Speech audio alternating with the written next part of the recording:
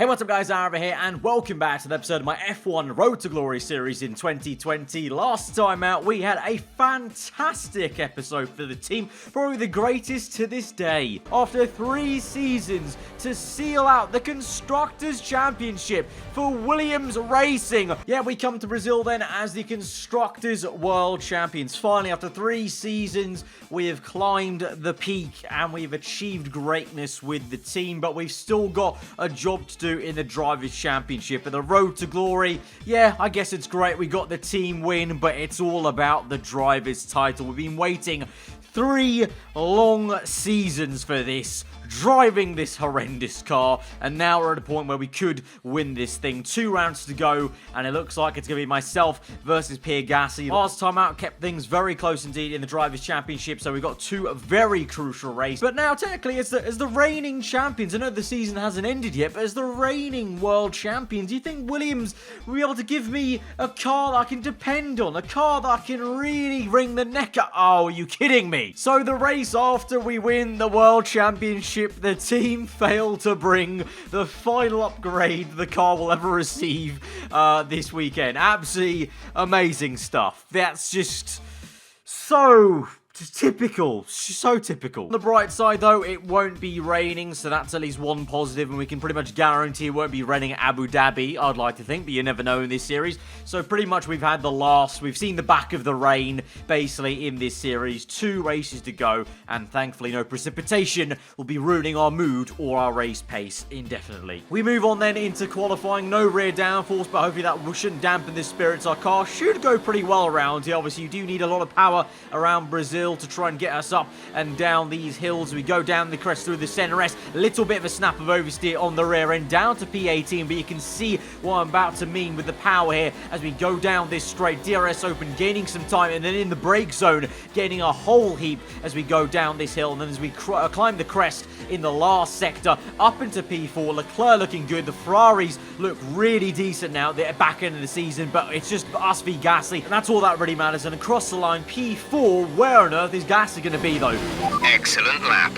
We're really pleased. Well, Jeff's happy, so I'm hoping that means Gasly will be behind us, and yes, it will. Gasly way down the order then, P10. So I don't know what went on with him. I felt the car was actually pretty decent there, so we have a good chance to do a lot of good work this race. Obviously, the race might be a different story. Tyre wear usually is a little bit of an issue here around Brazil, so I don't know if that factor into this 25% race, but look at those clear skies. Absolutely wonderful to see. No rain inside. I keep banging on about it, but it's just because I've been scarred so much this season. I think half the races we've done this season, we've had a wet session, so it's just beautiful to know there's nothing like that to ruin my mood. So here we are, 1 stop, soft tire to the mediums or lower the fuels. That's been less of an issue, obviously, in the back end of this season.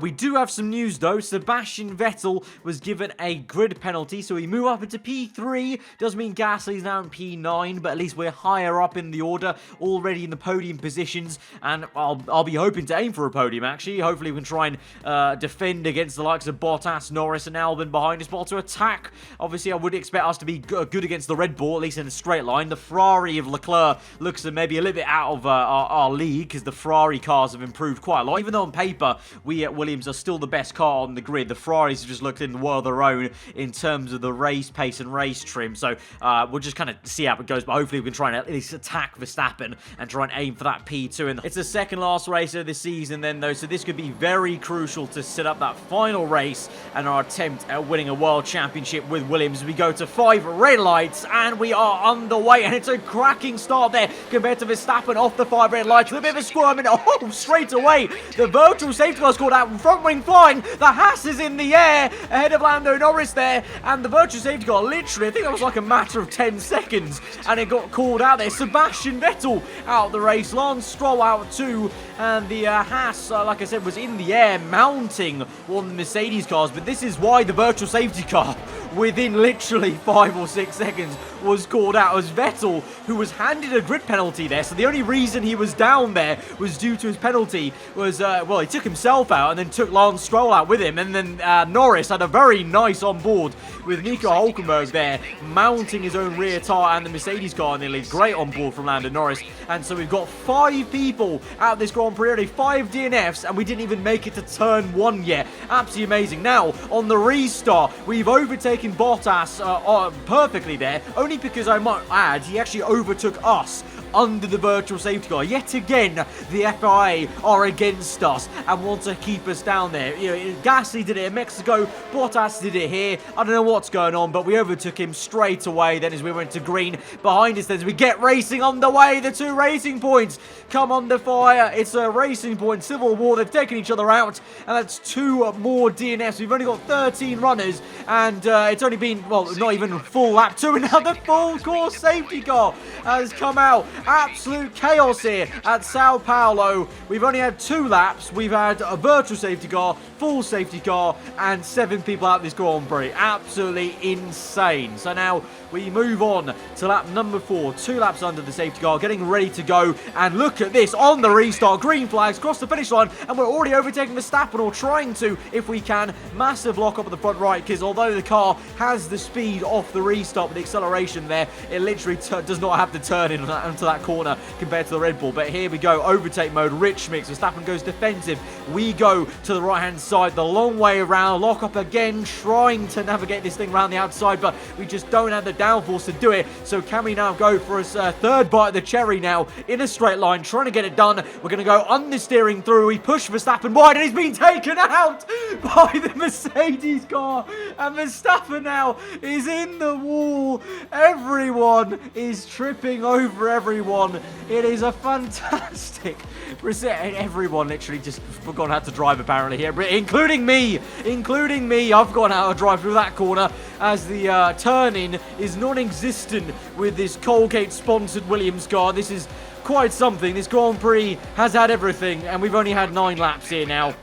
We've only got 12 runners, 8 DNFs in this thing, and now we're defending against Bottas. We went a little bit wide in that last corner. We've recovered well, though. Now Albon is the one in 3rd place. Gasly getting in the mix. Gasly's been getting some major charity work, I must say, as he tries to get up into P4 to the inside of Bottas, whilst Albon has a look at us. We're going to defend on the outside, keep that position, but Gasly's only now 2 positions behind me, so the DNFs have really worked out in his favour, as we now once again make another mistake through that last corner. The bite in, the turn is just non-existent, it would seem, with the tyre wear, the downforce alter we've got on the car. We can bring it back, though, on the straights as we keep on doing, as Albon now is down the inside, but we've got team radio. Some information on Gasly. They have an issue with their car. They're going to be slow. So as Albon has overtaken us, we may be in the money, though. Yellow flags behind, another DNF maybe in this Grand Prix, but Gasly now has an issue, as Danica Fiat is out of this Grand Prix. We look to maybe try and re-overtake Albon for P2 in this Grand Prix, shooting around the outside, just don't have any grip though in the corners, but it doesn't really matter though. We're in P3, that's okay. We come into the pit lane now, but if Gasly has an issue, 7 laps to go, that'll take him a few laps to sort out really, so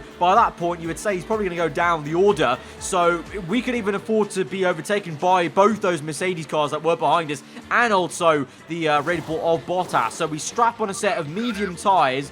We're going to try our best, and to be fair, oh look at that, we've jumped the Mercedes actually. Yeah, we've jumped the Mercedes. We're back ahead of the Merc and the Red Bull. The Merc got held in the pit lane for some reason. Albon, that is. He was ahead of us. Now he's behind us. As we come out then, it'll be the other Mercedes car of Sergio Perez now pressurizing us there. We go to overtake mode, but he's got the DRS, obviously. He's in range, but we're in P3. We don't need to worry too much, though, with Gasly having issues, though. But, oh, what is Perez?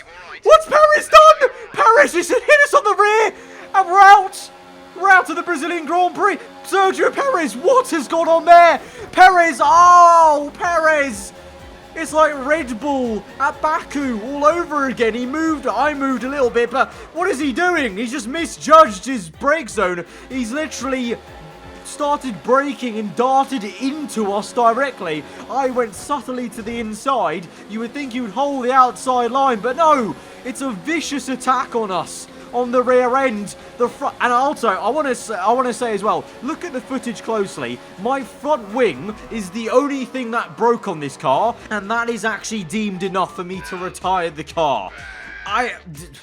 Very Williams things. It's like this team. Typical. The front wing is, oh, you know what? The entire car's broken. We can't recover this. I mean, it's not like we have another front wing left. We really don't. We already had one spare. We already gave it to someone else. We're out of the Brazilian Grand Prix. Due to all the DNFs, though, somehow we actually are going to get 1 point in this Grand Prix, even though we didn't finish this Grand Prix with 11 DNFs in this race. Then we get 1 point. Gasly finished up in P5 with his issues today, so he's going to get 9 points on us, and I can't quite believe this. I'm speechless. The 9 points are exactly what Gasly was behind me by. So we go into the final race of the F1 Road to Glory series, level on points with Pierre Gasly, our teammate, for the Drivers' World Championship in a Williams car. Absolutely bonkers. What on earth was that performance? Come on, this isn't bumper cars at the fairground. Your results and conduct here matter, so pay more attention. We can't afford too many races like that. What on earth was that performance, Emma?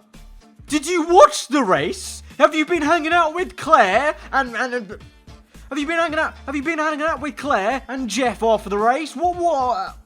How was that my fault? Perez literally hit me. I broke my front wing, and you guys decided that was enough to retire the car, and I'm the one to. You know what? I've had enough. I've had enough. I'm glad I'm glad next episode is the final episode, Emma, because I'm done with your shit, and I'm done with the shit with this team. All right, one last race, and we'll get the job done. But then that's it. I'm out of here. This burning building that we call a factory at Williams. That has been quite a hectic and confusing Brazilian Grand Prix episode. If you did enjoy it, then be sure to hit that like button. Let me know what you thought in the comments below. Let me know what you thought of that entire incident, because I am still confused. I felt like I moved to the inside in relatively okay time. Perez actively moved in the same direction in my mind. We're well into the braking zone. It wasn't like I broke early or anything like that. So, you know, he just, I don't know. You're a double agent for Gasly. Maybe he's been paid off. That's got to be the answer. We'll never know. But all I know is now we've got an absolutely insane scenario. We're level on points with Gasly going into the final race. Oh boy, this is it. This is it, ladies and gents. Later this week, it's time to do battle for one last time with our arch rival Gasly in the same car for the Williams Championship. Till then, guys, hope you enjoy the rest of the day. Goodbye.